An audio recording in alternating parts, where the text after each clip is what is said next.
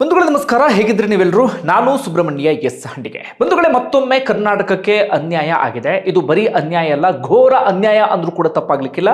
ಅದು ಕಾವೇರಿ ನದಿ ನೀರಿನ ವಿಚಾರಕ್ಕೆ ಸಂಬಂಧಪಟ್ಟ ಹಾಗೆ. ಬಂಧುಗಳೇ, ಅದರ ಸುತ್ತಮುತ್ತ ಸಾಕಷ್ಟು ಬೆಳವಣಿಗೆ ಆಗ್ತಾ ಇದೆ. ನಾವೆಲ್ಲರೂ ಕೂಡ ಗಮನಿಸಲೇಬೇಕಾಗಿರುವಂಥ ಡೆವಲಪ್ಮೆಂಟ್ ಅದು ಏನೇನು ಅಂತ ನೋಡ್ತಾ ಹೋಗೋಣ. ಒಂದು, ರಾಜ್ಯದಲ್ಲಿ ಬಂದ್ ಘೋಷಣೆ ಆಗಿದೆ. ರಾಜ್ಯದಲ್ಲಿ ಹೋರಾಟ ತೀವ್ರಗೊಳ್ತಾ ಇದೆ. ಮತ್ತೊಂದು ಕಡೆಯಿಂದ ವಿಜಯ್ ಜನನಾಯಕನ್ ಸಿನಿಮಾ ಸಾಕಷ್ಟು ಕಡೆಗಳಲ್ಲಿ ಪ್ರದರ್ಶನ ರದ್ದಾಗ್ತಾ ಇದೆ. ಅದೇ ರೀತಿಯಾಗಿ ವಿಜಯ್ ಕರ್ನಾಟಕಕ್ಕೆ ಬರಬೇಕಾಗಿತ್ತು, ಆದ್ರೆ ಡಿ ಕೆ ಶಿವಕುಮಾರ್ ಹೇಳ್ತಾ ಇದ್ದಾರೆ ಕರ್ನಾಟಕಕ್ಕೆ ಬರಬೇಡಿ ಅಂತ ಹೇಳಿ. ಹೀಗಾಗಿ ವಿಜಯ್ ಬರಲ್ಲ ಅನ್ನೋದು ಬಹುತೇಕ ಇದೀಗ ಕನ್ಫರ್ಮ್ ಎನ್ನುವಂತ ಹಂತಕ್ಕೆ ಬಂದಿದೆ. ಈ ರೀತಿ ಸಾಕಷ್ಟು ಬೆಳವಣಿಗೆ ಆಗ್ತಿದೆ. ಒಂದೊಂದಾಗಿ ಏನೇನು ಅಂತ ಗಮನಿಸ್ತಾ ಹೋಗೋಣ. ಬಂಧುಗಳೇ, ಕಾವೇರಿ ನದಿ ನೀರಿನ ವಿಚಾರದಲ್ಲಿ ಕರ್ನಾಟಕಕ್ಕೆ ಅನ್ಯಾಯ ಆಗ್ತಿರೋದು ಹೊಸ ವಿಚಾರ ಏನಲ್ಲ. ಹಿಂದೆ ಸ್ವಾತಂತ್ರ್ಯ ಪೂರ್ವದಿಂದಲೂ ಕೂಡ ನಮ್ಮಲ್ಲಿ KRS ಜಲಾಶಯ, ಅವರಲ್ಲಿ ಮೆಟ್ಟೂರು ಜಲಾಶಯ ನಿರ್ಮಾಣ ಆಯ್ತಲ್ಲ, ಆಗಲೂ ಕೂಡ ನೀರು ಸಂಗ್ರಹ ವಿಚಾರಕ್ಕೆ ಸಂಬಂಧಪಟ್ಟ ಹಾಗೆ ತಮಿಳುನಾಡಿಗೆ ಹೆಚ್ಚಿನ ಅವಕಾಶ ಸಿಕ್ಕರೆ ಕರ್ನಾಟಕಕ್ಕೆ ಹೆಚ್ಚಿನ ಅವಕಾಶ ಸಿಗಲಿಲ್ಲ. ಅಲ್ಲಿಂದಲೂ ಕೂಡ ಶುರುವಾಯಿತು. ಅದಾದ ನಂತರ ಏನೆಲ್ಲ ಆಗ್ತಾ ಇದೆ ನೀವೆಲ್ಲರೂ ಕೂಡ ಗಮನಿಸ್ತಾನೆ ಇದ್ದೀರಿ. ಮಳೆ ಬಂದಂತ ಸಂದರ್ಭದಲ್ಲಿ ಹೆಚ್ಚಿನ ಸಮಸ್ಯೆ ಆಗೋದಿಲ್ಲ. ಸಮಸ್ಯೆ ಆಗೋದೆಲ್ಲವೂ ಕೂಡ ಬರಗಾಲ ಬಂದಂತಹ ಸಂದರ್ಭದಲ್ಲಿಯೇ. ಅಂತಿಮವಾಗಿ 2018ರಲ್ಲಿ ತೀರ್ಪೇನೋ ಬಂತು, ಇಂತಿಷ್ಟು ಅಂಥೇಳಿ ನದಿ ನೀರನ್ನ ಹಂಚಿಕೆ ಕೂಡ ಮಾಡಲಾಯಿತು. ತೀರ್ಪು ಬರೋಕ್ಕೂ ಮುನ್ನವೂ ನಮ್ಮಲ್ಲಿ ಸಾಕಷ್ಟು ಹಿಂಸಾಚಾರ, ಸಂಘರ್ಷ ಎಲ್ಲವೂ ಕೂಡ ಆಗಿತ್ತು. 91ರಲ್ಲಿ ಹಿಂಸಾಚಾರದಿಂದಾಗಿ ಸಾಕಷ್ಟು ಮಂದಿ ಸಾವನ್ನಪ್ಪಿದ್ರು. ಅದಾದ ಬಳಿಕ ಆಗಾಗ ಒಂದಷ್ಟು ಪ್ರತಿಭಟನೆ ತೀವ್ರ ಸ್ವರೂಪ ಪಡೆಯೋದು ಅಂಥದ್ದೆಲ್ಲವೂ ಕೂಡ ಆಗ್ತಾ ಇತ್ತು.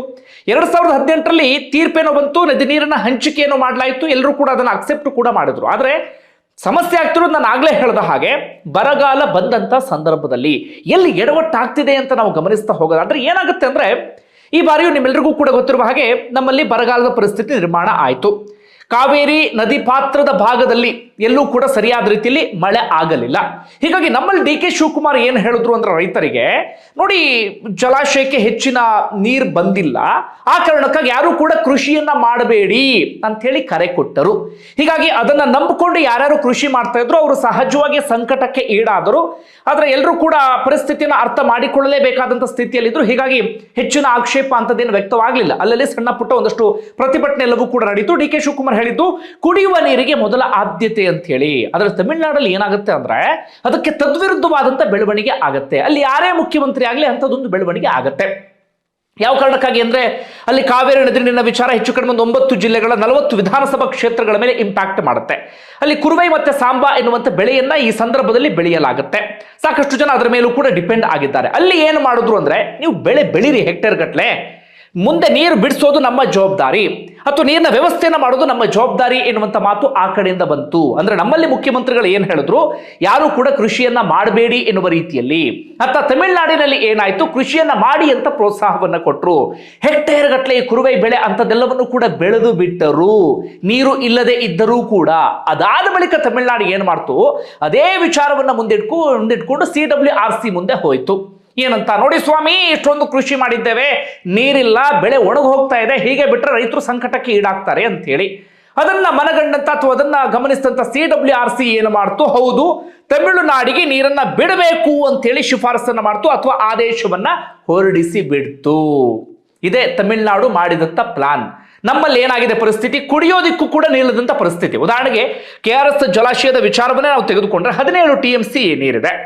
ಒಂದು 5 ಡೆಡ್ ಸ್ಟೋರೇಜು, ಬಳಕೆಗೆ ಸಿಗೋದು 12 TMC, ಅದರಲ್ಲಿ ಒಂದು 2 TMC ಲೀಕೇಜು ಅದು ಇದು ಅಂತ ಹೋದ್ರೆ ಒಂದು 10 TMC ಸಿಗುತ್ತೆ. ಬೆಂಗಳೂರಿಗೆ ತಿಂಗಳಿಗೆ 2 TMC ನೀರು ಬೇಕು. ಇನ್ನು ಮುಂದಿನ ಮಳೆಗಾಲದವರೆಗೂ ಕೂಡ ಇರುವಂತ ನೀರನ್ನು ಅಡ್ಜಸ್ಟ್ ಮಾಡಬೇಕು. ಈಗ CWRC ಮೊದಲು ಹೇಳಿದ್ದೇನು ಅಂದ್ರೆ, ದಿನಕ್ಕೆ 3,500 ಕ್ಯೂಸೆಕ್ಸ್ ನೀರು 15 ದಿನಗಳ ಕಾಲ ಅಂದ್ರೆ 4.5 TMC ಆಗಿಬಿಡುತ್ತೆ. 10 TMC 4.5 TMC ಅವರಿಗೆ ಕೊಟ್ಟು ಬಿಟ್ರೆ ಕರ್ನಾಟಕ ಏನು ಮಾಡಬೇಕು ಅಥವಾ ನಾವು ಏನು ಮಾಡಬೇಕು? ಇದೇ ಆಗಿದ್ದು ಎಡವಟ್ಟು.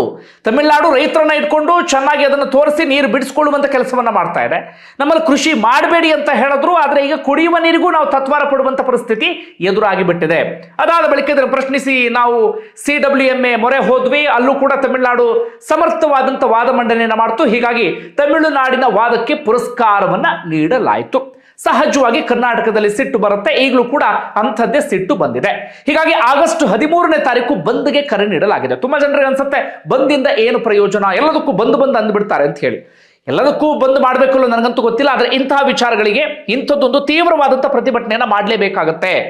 ಬಂಗಾರಪ್ಪನವರು 91ರ ಸಂದರ್ಭದಲ್ಲಿ ಆಗ್ಲೂ ಹಿಂಗೆ ಆಗಿತ್ತು, 205 TMC ನೀರನ್ನ ತಮಿಳುನಾಡಿಗೆ ಬಿಡಬೇಕು ಅಂತ ಸೂಚನೆಯನ್ನು ಕೊಡಲಾಗಿತ್ತು. ಬಂಗಾರಪ್ಪನವರು ಅದರ ವಿರುದ್ಧವಾಗಿ ನಿಂತ್ಕೊಂಡು ಬಿಟ್ರು, ವಿರುದ್ಧವಾಗಿ ಸುಗ್ರೀವಾಜ್ಞೆಯನ್ನೇ ಹೊರಡಿಸ್ಬಿಟ್ರು. ಅವರು ತೀರ್ಪಿನ ವಿರುದ್ಧವಾಗಿ ಏನಾಗುತ್ತಾರ ನೋಡ್ಕೊಳ್ತೀನಿ ಅಂತ ನಿಂತು ಬಿಟ್ರು. ನೀರು ಕೊನೆವರೆಗೂ ಕೂಡ ಬಿಡ್ಲಿಲ್ಲ. ಆಗ ಬಂದ್ ಮಾಡಿದಂತ ಸಂದರ್ಭದಲ್ಲಿ ಸರ್ಕಾರವೇ ಬೆಂಬಲವನ್ನು ಕೊಟ್ಟು ಬಿಟ್ಟಿತ್ತು ಬಂದ್ಗೆ. ಅಂದ್ರೆ ಕಾವೇರಿ ನದಿ ವಿಚಾರ ನಾವೆಲ್ಲರೂ ಕೂಡ ಒಗ್ಗಟ್ಟಾಗಿ ನಿಂತ್ಕೊಳ್ಬೇಕು ಅಂತ. ಆಗ ಬಂಗಾರಪ್ಪನವರು ಬಹಳ ದೊಡ್ಡ ಮಟ್ಟಿಗೆ ಸೆಡ್ಡು ಹೊಡೆದು ಬಿಟ್ಟಿದ್ರು. ಅದೆಷ್ಟೇ ಸೂಚನೆಯನ್ನು ಕೊಟ್ಟರು ಕೂಡ ಕಾವೇರಿ ನದಿ ನೀರನ್ನು ನಾವು ಬಿಡಲ್ಲ, ಏನು ಬೇಕಾದರೂ ಆಗಲಿ ಎನ್ನುವ ಹಂತಕ್ಕೂ ಕೂಡ ಆಗ ಹೋಗಿಬಿಟ್ಟಿದ್ರು. ಆಗ ಬಂದಾದಂಥ ಸಂದರ್ಭದಲ್ಲಿ ಸರ್ಕಾರವೇ ಆಗ ಬೆಂಬಲವನ್ನು ಕೊಟ್ಟಿತ್ತು. ಈಗಲೂ ಕೂಡ ಬಂದಂಥ ಸಂದರ್ಭದಲ್ಲಿ ಜನ ಇದರ ಜೊತೆಗೆ ಒಗ್ಗಟ್ಟಾಗಿ ನಿಂತ್ಕೊಳ್ಳೇಬೇಕಾಗತ್ತೆ.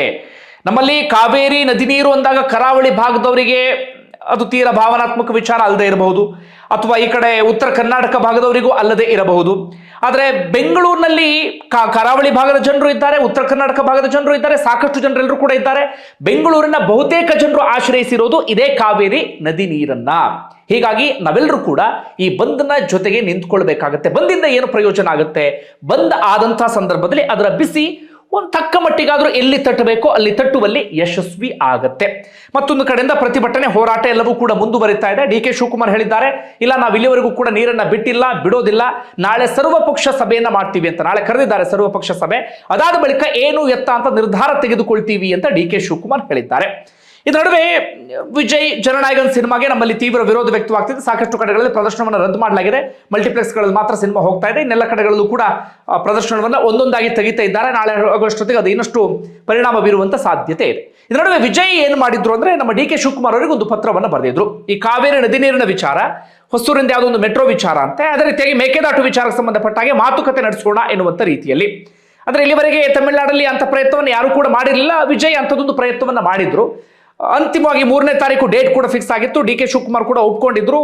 ನಮ್ಮಲ್ಲಿ ಎಲ್ಲ ಸಿದ್ಧತೆ ಎಲ್ಲವನ್ನೂ ಕೂಡ ಮಾಡಿಕೊಳ್ಳಲಾಗ್ತಾ ಇತ್ತು. ಆದರೆ ಇದರ ನಡುವೆ ಏನಾಗಿದೆ ಅಂದ್ರೆ, ತಮಿಳುನಾಡಲ್ಲೂ ಕೂಡ ವಿಜಯ್ ಇಲ್ಲಿಗೆ ಬರುವ ವಿಚಾರಕ್ಕೆ ಸಂಬಂಧಪಟ್ಟ ಹಾಗೆ ತೀವ್ರ ವಿರೋಧ ವ್ಯಕ್ತವಾಗ್ತಿದೆ. ಯಾಕೆ ಕರ್ನಾಟಕಕ್ಕೆ ಹೋಗ್ತಿದ್ದೀರಿ ಅಂತ ಅಲ್ಲಿ ಅವರು ಪ್ರಶ್ನೆ ಮಾಡ್ತಾ ಇದ್ದಾರೆ. ನಮ್ಮಲ್ಲೂ ಕೂಡ ವಿಜಯ್ ಬರ್ತಿರುವಂತ ವಿಚಾರಕ್ಕೆ ಸಂಬಂಧಪಟ್ಟಾಗ ಒಂದಷ್ಟು ಮಂದಿ ವಿರೋಧವನ್ನು ವ್ಯಕ್ತಪಡಿಸ್ತಾ ಇದ್ದಾರೆ. ಇನ್ನೊಂದು ಕಡೆಯಿಂದ ಹೋರಾಟ, ಪ್ರತಿಭಟನೆ ಇಂಥದ್ದೆಲ್ಲವೂ ಕೂಡ ನಡೀತಿರುವ ಕಾರಣಕ್ಕಾಗಿ DK ಶಿವಕುಮಾರ್ ಮನವಿಯನ್ನ ಮಾಡ್ಕೊಂಡಿದ್ದಾರಂತೆ. ಸ್ವತಃ DK ಶಿವಕುಮಾರ್ ಅವರು ಹೇಳಿದ್ರು, ವಿಜಯ್ ಈಗ ಬರೋದು ಬೇಡ, ಮುಂದೆ ನೋಡೋಣ ಇದಕ್ಕೆ ಸಂಬಂಧಪಟ್ಟ ಹಾಗೆ ಎನ್ನುವ ರೀತಿಯಲ್ಲಿ. ಹಾಗಾದ್ರೆ ಈಗ ಮುಂದೆ ಏನು ಅಂದ್ರೆ, ಸಹಜವಾಗಿ ನಮ್ಮ ಕರ್ನಾಟಕ ಸುಪ್ರೀಂ ಕೋರ್ಟ್ ಮೊರೆ ಹೋಗುತ್ತೆ. ಸುಪ್ರೀಂ ಕೋರ್ಟ್ ತೀರ್ಮಾನ ಬರುವವರೆಗೂ ಕೂಡ ನೀರು ಬಿಡುವಂತ ಸಾಧ್ಯತೆ ತೀರಾ ಕಡಿಮೆ. ನೀರು ಬಿಟ್ಟಿಲ್ಲ ಅಂದ್ರೆ ತಮಿಳುನಾಡು ಅದನ್ನೇ ಸುಪ್ರೀಂ ಕೋರ್ಟ್ ನಲ್ಲಿ ಹೈಲೈಟ್ ಮಾಡುವಂತ ಸಾಧ್ಯತೆಯೂ ಕೂಡ ಇರುತ್ತೆ. ನೋಡೋಣ ನಮ್ಮಲ್ಲಿ ಕಾನೂನು ಹೋರಾಟ ಹೇಗೆ ಮುಂದುವರಿಯುತ್ತೆ ಅಂತ ಹೇಳಿ. ಇದೆಲ್ಲವೂ ಕೂಡ ಈಗ ಆಯ್ತಾ. ಈಗ ಇದಕ್ಕೆ ಶಾಶ್ವತವಾದಂತ ಪರಿಹಾರ ಏನು? ಇದೇ ಎಲ್ಲರಲ್ಲೂ ಕೂಡ ಇರುವಂತ ಪ್ರಶ್ನೆ. ಮಳೆಗಾಲ ಬಂದಾಗ ಯಾವಾಗಲೂ ಕೂಡ ಸಮಸ್ಯೆ ಆಗಲ್ಲ, ನೀರು ಪಾಡಿಗೆ ನೀರು ಹೋಗುತ್ತೆ. ಆದರೆ ಯಾವಾಗ ಬರಗಾಲದ ಪರಿಸ್ಥಿತಿ ನಿರ್ಮಾಣ ಆಗುತ್ತೆ ಆಗೆಲ್ಲ ಕೂಡ ಈ ಸಮಸ್ಯೆ ಮುಂದೆ ಬರುತ್ತೆ. ಇದೇ ವಿಚಾರಕ್ಕೆ ಸಂಬಂಧಪಟ್ಟ ಹಾಗೆ ಹೋರಾಟ, ಪ್ರತಿಭಟನೆ, ಹಿಂಸಾಚಾರ ಎಲ್ಲವೂ ಕೂಡ ಆಗುತ್ತೆ. ಇದಕ್ಕೆ ಫುಲ್ ಸ್ಟಾಪ್ ಇಡೋದು ಹೇಗೆ? ಸುಪ್ರೀಂ ಕೋರ್ಟ್ ತನ್ನ ತೀರ್ಪನ್ನ ಕೊಟ್ಟಾಗಿದೆ. CWRC, CWMA ಇಂಥದ್ದೆಲ್ಲವೂ ಕೂಡ ಇದ್ದಾವೆ. ಅದರ ಆಚೆಗೂ ಕೂಡ ಪರಸ್ಪರ ರಾಜ್ಯಗಳ ನಡುವೆ ಒಂದು ಒಪ್ಪಂದ ಆಗಬೇಕಾದಂತ ಪರಿಸ್ಥಿತಿ ಇದೆ. ಅಥವಾ ಒಂದು ಲಿಖಿತ ರೂಪದಲ್ಲಿ, ಅಂದ್ರೆ ಮಾತುಕತೆ ಮಾಡಿ ಅದರ ಲಿಖಿತ ರೂಪಕ್ಕೆ ಇಳಿಸುವಂತ ಅನಿವಾರ್ಯತೆ ಇದೆ. ವಿಜಯ್ ಬರ್ತೀನಿ ಅಂತ ಹೇಳಿದ್ದದಕ್ಕೆ ಅಂದ್ರೆ ಯಾವ ರೀತಿಯಾಗಿ ಅಂದ್ರೆ, ಮಳೆಗಾಲ ಬಂದಾಗ, ಮಳೆ ಚೆನ್ನಾಗಿ ಬಂದಾಗ ಓಕೆ, ಬರಗಾಲದ ಸಂದರ್ಭದಲ್ಲಿ ಏನ್ ಮಾಡಬೇಕು ಅನ್ನೋದನ್ನ ಕೂತು ಇದೀಗ ಚರ್ಚೆ ಮಾಡಿಕೊಳ್ಳಬೇಕಾಗಿದೆ. ಬರಗಾಲ ಬಂದಾಗ ಕರ್ನಾಟಕದ ಪರಿಸ್ಥಿತಿ ಹೇಗಿರುತ್ತೆ, ನಮ್ಮ KRS ನಲ್ಲಿ ಎಷ್ಟು ನೀರು ಇರುತ್ತೆ, ಬರಗಾಲ ಬಂದಾಗ ಅದು ಎಷ್ಟು ನೀರು ಕಡಿಮೆ ಆಗುತ್ತೆ, ಇಲ್ಲಿ KRS ಮೇಲೆ ಅಥವಾ ಕಾವೇರಿ ನದಿ ನೀರಿನ ಮೇಲೆ ಎಷ್ಟು ಜಿಲ್ಲೆ ಡಿಪೆಂಡ್ ಆಗಿದೆ, ಎಷ್ಟು ರೈತರು ಡಿಪೆಂಡ್ ಆಗಿದ್ದಾರೆ, ಕುಡಿಯುವ ನೀರಿಗೆ ನಮಗೆ ಇಷ್ಟು ಬೇಕು, ಇದೆಲ್ಲವನ್ನು ಕೂಡ ತಮಿಳುನಾಡಿಗೂ ಕೂಡ ಕನ್ವಿನ್ಸ್ ಮಾಡಿ ಪರಸ್ಪರ ನಡುವೆ ಒಂದು ಒಪ್ಪಂದ ಅಥವಾ ಮಾತುಕತೆ ಆಗಬೇಕಾದಂತ ಅನಿವಾರ್ಯತೆ ಎದುರಾಗಿದೆ. ಬರಗಾಲ ಆದಾಗ ಏನು ಮಾಡಬೇಕು, ಎಷ್ಟು ನೀರು ಬಿಡಬೇಕು ಎನ್ನುವಂತ ವಿಚಾರ ಇಲ್ಲ ಅಂತ ಆದ್ರೆ ಇದು ಪ್ರತಿ ವರ್ಷವೂ ಕೂಡ ಇದು ಮುಂದುವರಿತು ಹೋಗುತ್ತೆ. ಯಾಕಂದ್ರೆ ಗೊತ್ತಿಲ್ಲ, ಬರಗಾಲ ಇದೊಂದೇ ವರ್ಷಕ್ಕೆ ಸೀಮಿತವಾ ಗೊತ್ತಿಲ್ಲ, ಮುಂದಿನ ವರ್ಷವೂ ಬರ್ಬೋದು, ಅದರ ಮುಂದಿನ ವರ್ಷವೂ ಬರ್ಬೋದು. ಹೀಗಾಗಿ ಇದಕ್ಕೆ ಏನಾದರೂ ಒಂದು ಪರಿಹಾರವನ್ನ ಕಂಡುಕೊಳ್ಳಲೇಬೇಕಾಗಿದೆ. ಸದ್ಯಕ್ಕೆ ಇಷ್ಟು ಬೆಳವಣಿಗೆ ಆಗಿದೆ. ಬಂಧುಗಳೇ, ನಿಮ್ಗೆ ಏನಿಸುತ್ತೆ ಕಮೆಂಟ್ ಬಾಕ್ಸ್ ಅಲ್ಲಿ ಮೆನ್ಷನ್ ಮಾಡಿ. ಧನ್ಯವಾದ.